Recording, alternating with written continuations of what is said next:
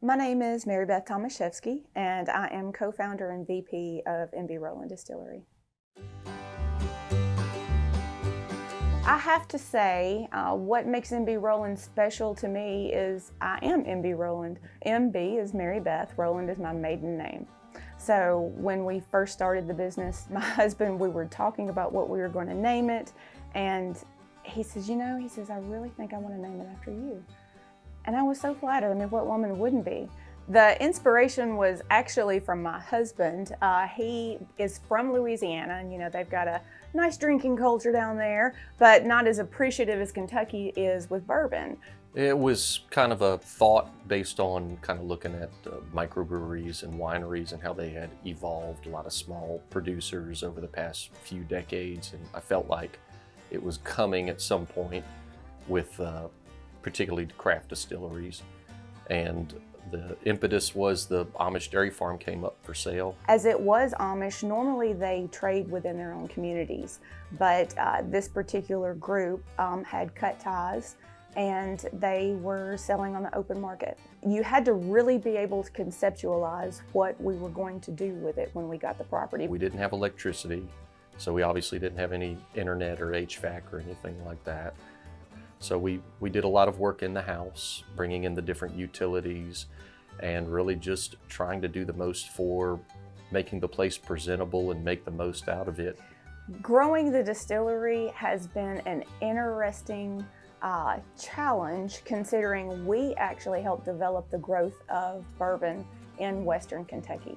We started with just Mary Beth and myself, 2 employees, a few part-timers helping out. I was doing most of the production, particularly on days when we weren't open. And we've now grown to about 14 employees of various types. There were probably just a handful of distilleries like us, craft distilleries across the United States. And so you couldn't even buy supplies in a small enough quantity.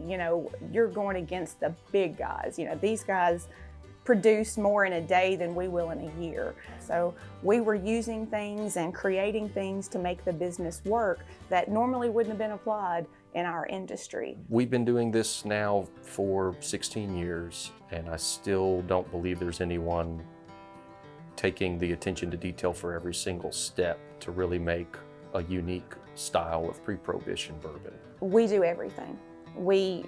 Some of the grain that we use is grown on our property. We take the grain, we mash it, we do the entire process from start to finish. A lot of distilleries, they kind of go in the middle of that. They will buy bulk juice and then turn it into their own, put a brand on it.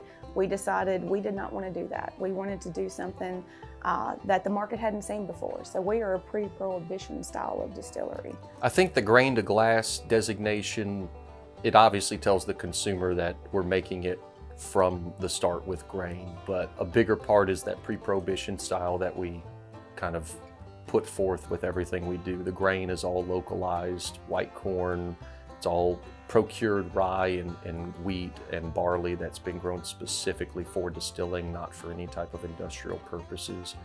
And the pot distillation's a really big part of it because that's where we develop a lot of our unique flavor along with the white corn.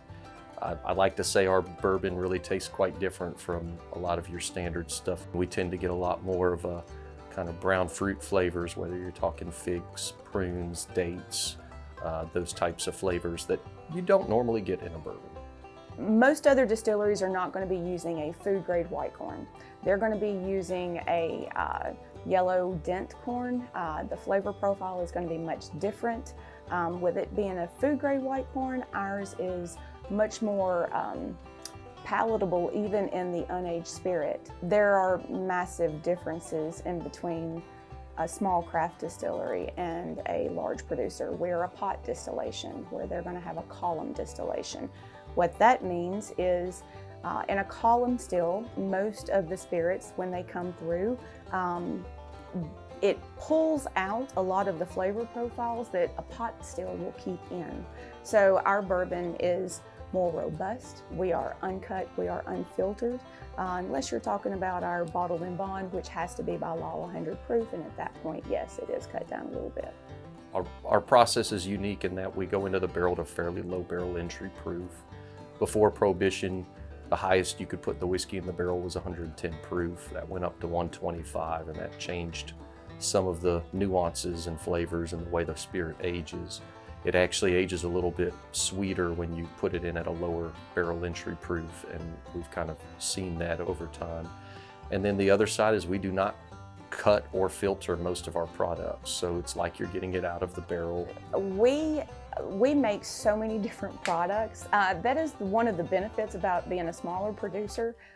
We can kind of turn on a dime. If we decide that we want to experiment with something, our stills are small enough to be able to produce a smaller batch. This area, Christian County in particular, is a very agricultural type of economy.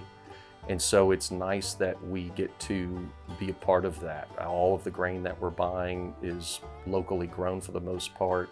And so we kind of feel like we're giving people the Christian County in a bottle if they want to come by and taste and buy our product, or if they buy it on the shelf off-site. It's a very unique type of relationship that we have that way.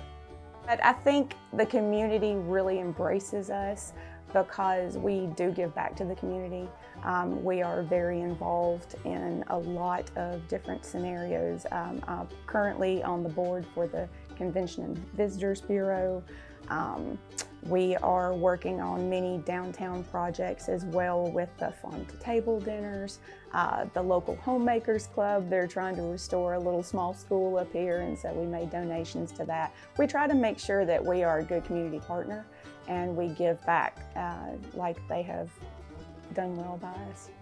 Since we've always made our own juice since day one, I feel like people appreciate that a lot, as opposed to if we started our business with a sourced product.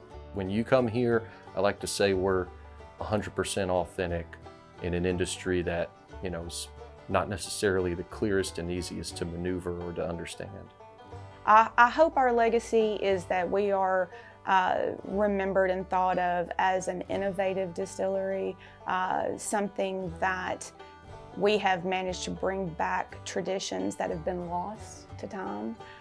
When Prohibition hit, it literally shuttered doors of hundreds of distilleries. You were left with, I think it was the Big Six. And now with the advent of smaller craft distilleries coming on the scene, especially those like us, you're getting a little bit of taste of history that people haven't had in generations.